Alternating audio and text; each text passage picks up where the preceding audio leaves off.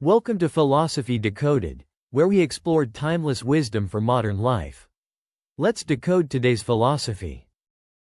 Your workplace is chaos. No one knows their responsibilities. Deadlines are ignored. People undermine each other. Nothing gets done because there is no structure, no accountability, no shared understanding of roles. Everyone does whatever they want, and the result is dysfunction. Now imagine the opposite. Everyone understands their role. People fulfill their responsibilities. Leaders lead with integrity. Workers work diligently. There is order, harmony, productivity. The difference is not more rules or enforcement. The difference is that everyone has internalized their duty and performs it excellently. This is the Confucian vision. Today we explore the philosophy that shaped Chinese civilization for over 2,000 years.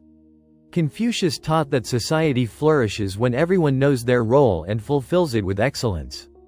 This sounds authoritarian to modern ears, but the reality is more nuanced and practical. We will see why order might be more liberating than chaos and how structure enables human flourishing. Confucius, known in Chinese as Kong Fuzzy or Master Kong, lived from 551 to 479 before the Common Era during China's spring and autumn period. This was a time of political fragmentation and constant warfare. Traditional Zhou dynasty order had collapsed. Confucius believed that restoring social harmony required reviving ancient principles of proper conduct. He was not from nobility but became a teacher and minor government official. His goal was to serve as an advisor to a ruler who would implement his ideas for creating an orderly society. He never found such a ruler. Instead, he spent years teaching students who compiled his sayings into the Analects, the primary source for Confucian thought. The information in this episode comes from the Analects and other Confucian classics, along with centuries of interpretation by Confucian scholars. Confucianism evolved significantly over time, developing into a complex philosophical system. We focus on core ideas from Confucius himself. The central Confucian concept is Ren, often translated as benevolence, humaneness, or goodness. Ren is the highest virtue, the quality that makes someone fully human. It involves care for others, empathy, and acting with moral integrity. Everything in Confucian ethics aims at cultivating Ren. How do you cultivate Ren? Through Li, which means ritual, propriety, or proper conduct. Li encompasses all the social norms, ceremonies, manners, and traditions that govern interaction. Following Li is not about empty formality.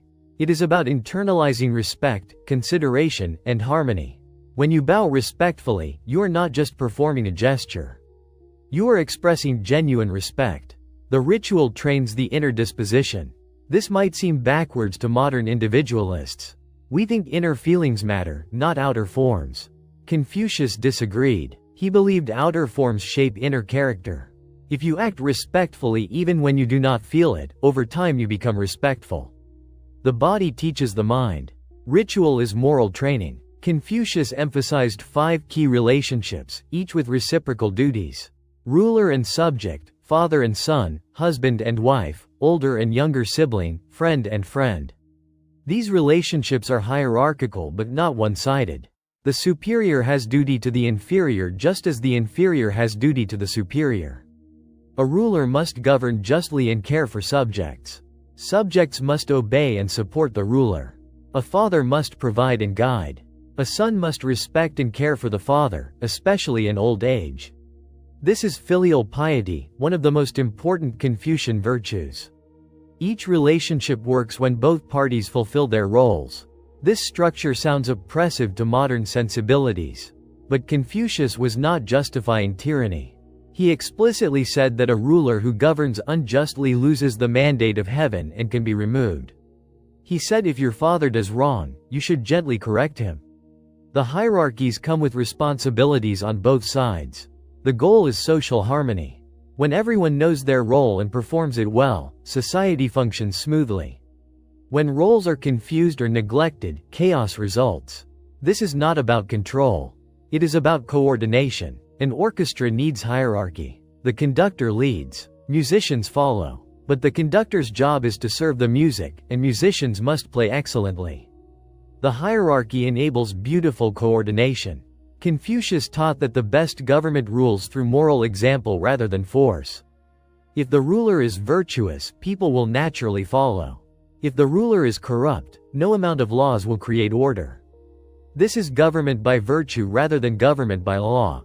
Lead through personal excellence, and others will be inspired to excellence. He used the metaphor of the wind and grass. The grass bends in the direction the wind blows. The ruler is the wind. The people are the grass. If the ruler demonstrates integrity, the people will follow. If the ruler is dishonest, the people will be dishonest. This places enormous responsibility on leaders. Education was central to Confucianism. Confucius believed anyone could become virtuous through learning and practice.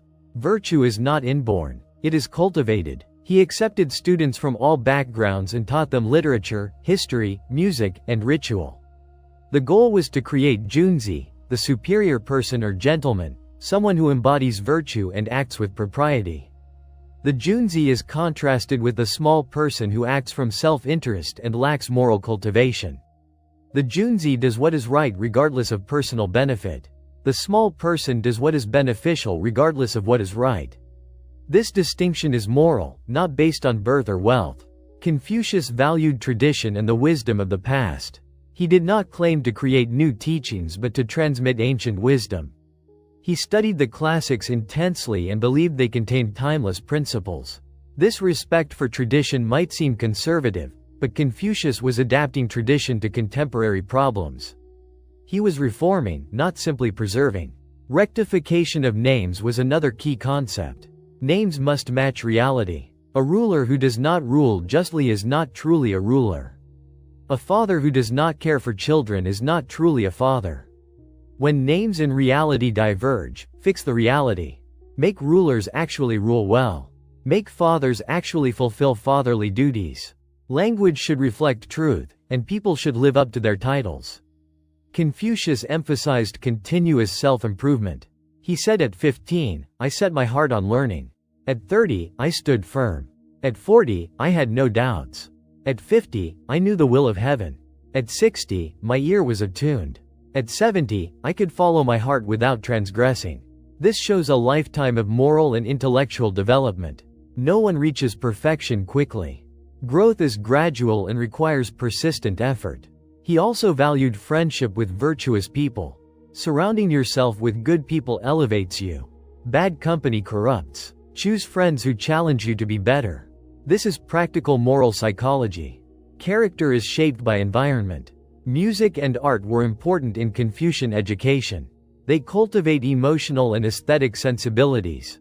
Music harmonizes the emotions. Ritual harmonizes behavior. Poetry expresses refined feeling. These are not luxuries but essential to human development. What can you take from Confucius today? First, recognize that social roles enable cooperation. Clarifying who is responsible for what reduces conflict and increases effectiveness. This applies to families, workplaces, organizations. When everyone knows their role and commits to it, things work. Second, take your responsibilities seriously. Whatever your role, perform it excellently. Be the best parent, employee, friend, citizen you can be. This is not about conformity. It is about integrity. Do what you commit to do. Third, lead by example. If you want others to act well yourself. Hypocrisy destroys authority. Integrity inspires. This applies to managers, parents, anyone in a position of influence. Fourth, respect tradition but adapt it. Confucius honored the past but applied it to present circumstances. Understand where customs come from and what purpose they serve. Keep what works. Adapt what does not. Fifth, invest in continuous self-improvement. Moral and intellectual development is a lifelong project. Read, reflect, practice virtue.